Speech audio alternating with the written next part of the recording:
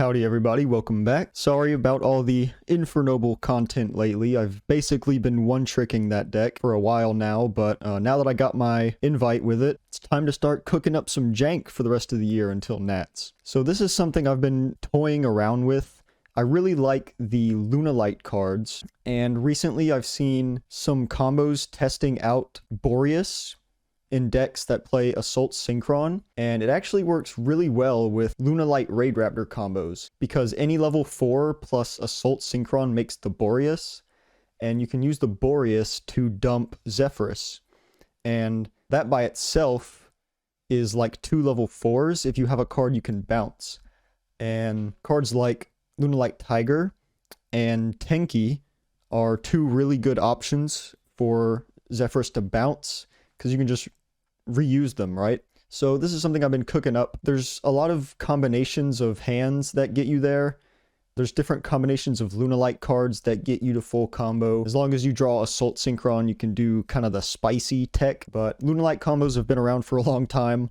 The only thing I want to showcase here is Assault Synchron, basically. So what we can do is we can go ahead and normal Kaleido Chick, go ahead and dump the Yellow Martin, and then we're going to summon out the Assault Synchron and synchro into Boreas Storm, which is going to dump Zephyrus. And it becomes level 4, which is super important for a multitude of reasons. It's also a tuner, which will come up later. So now we can go ahead and scale our Tiger, use the effect to reborn the Kaleido Chick. Kaleido Chick, you can dump whatever you want. I was playing Emerald Bird here, but I don't play it anymore. You could just dump another Yellow Martin. So what we're going to do is we're going to Zephyrus to bounce back the Tiger, which is nice because Tiger is not a once per turn. And we're going to go ahead and overlay into the Force Strix, which will grab the Singing Lanius. Singing Lanius special summon, make our Y Strix, which will summon a level 4 Dark Winged Beast from the deck. And we're going to summon out Raider's Wing. This is probably one of the best cards because it's technically 2 bodies in 1. So we're going to use Tiger for the second time now, and we're going to overlay into Force Strix. Force Strix is going to add... There's a couple options you can add here. I was trying out Bora because I was playing things like this, which gives you extra Black Wings on board. But there's also there's another Raidraptor that you can also add that specials from hand. So now what we're going to do is we're going to grab the Shave Force, and on the activation of Shave Force is pretty much the last time your opponent can use Nib on you, because we get the Infinity off of the Shave Force.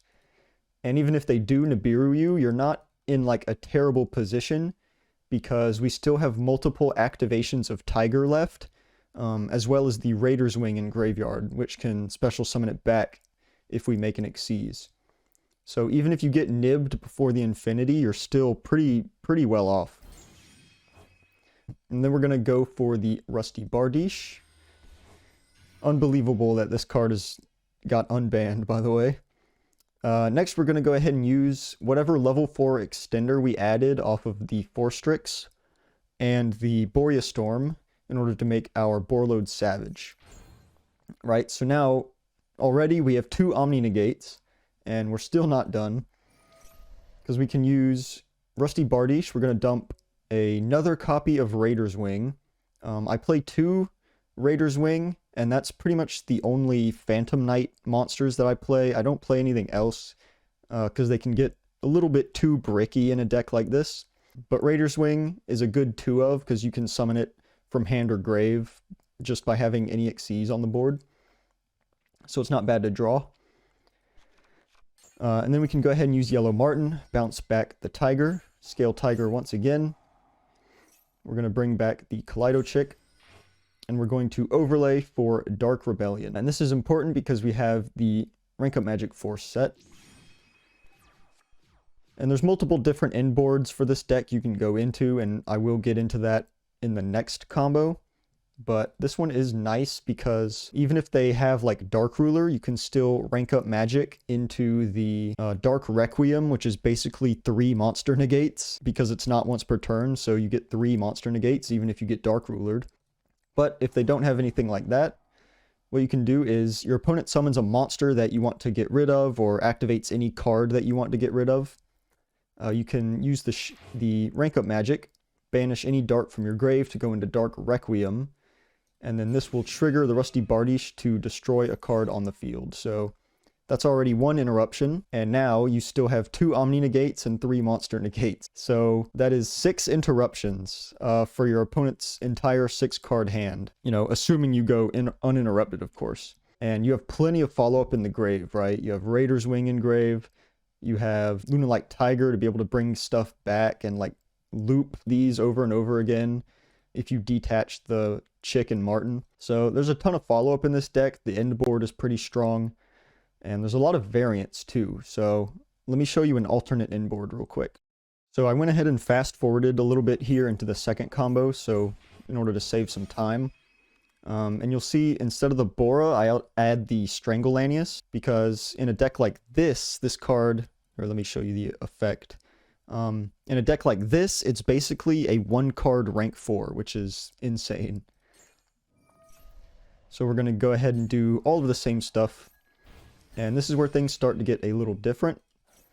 We're going to summon back the Raider's Wing by detaching a material from 4 Strix before we go for our Rusty.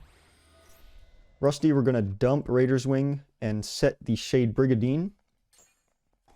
Then we can use the Shade Brigadine and the Raider's Wing for Time Thief Redoer. And this is good not only because we get Redoer's trap effect, which lets us non-target place a card our opponent controls on the top of their deck, which is very strong removal. And we also get the Raider's Wing effect that your opponent cannot target the Time Thief Redoer with card effects. So pretty annoying guy to deal with, right? You can't imperm this, you can't Book of Moon this, so it's basically just a guaranteed interruption, unless your opponent has some crazy card like Droplet, which might come back in the future if Kashtira ends up getting hit. And then we can go ahead and use our Zephyrus. I didn't use the Zephyrus earlier because I think I used the Martin instead. You can kind of use whichever one you want first because they do basically the same thing. And then we're going to go ahead and make our Savage, get our Equip. So that's 2 of our Omni Negates already. And then we can special out the Strangulanius. And Strangulanius's effect is that if you control an Xyz monster with a Dark Xyz monster as material, you can special a Raidraptor from your grave, which we do have because our Infinity has the 4 Strix as material. So we can summon out our second copy of Raider's Wing, which is why I really like playing 2 of them, because you can use both of them.